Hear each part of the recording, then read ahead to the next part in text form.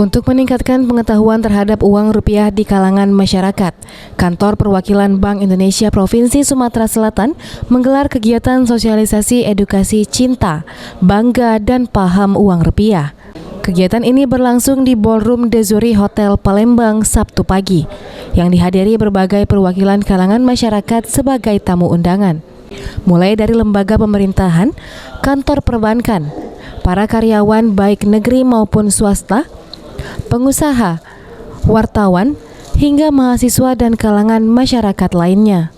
Kepala Perwakilan Bank Indonesia Sumsel Hari Widodo mengungkapkan, dengan digelarnya kegiatan sosialisasi ini diharapkan masyarakat dapat lebih cinta, bangga, dan lebih bijak serta paham dalam menggunakan uang di setiap kegiatan aktivitas sehari-hari.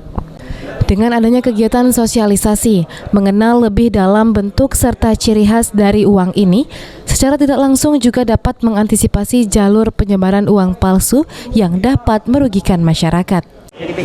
Oke, alhamdulillah hari ini kita mengadakan sosialisasi dan edukasi mengenai ciri-ciri keaslian uang rupiah, kemudian juga tata cara pelaporan apabila ditemukan uang yang diindikasikan tidak asli, kemudian juga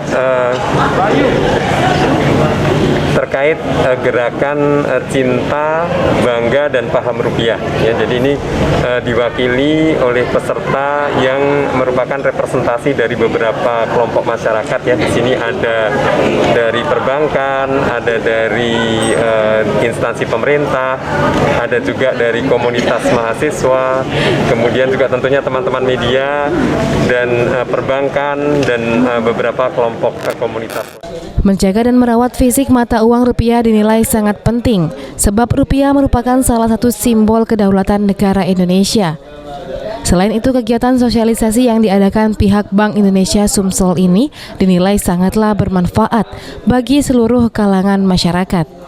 Karena masyarakat dapat lebih mengenal uang yang telah diketahui dari edukasi identitas uang itu sendiri, kemudian dari segi karakteristik uang, serta makna-makna yang terkandung pada masing-masing pecahan uang rupiah.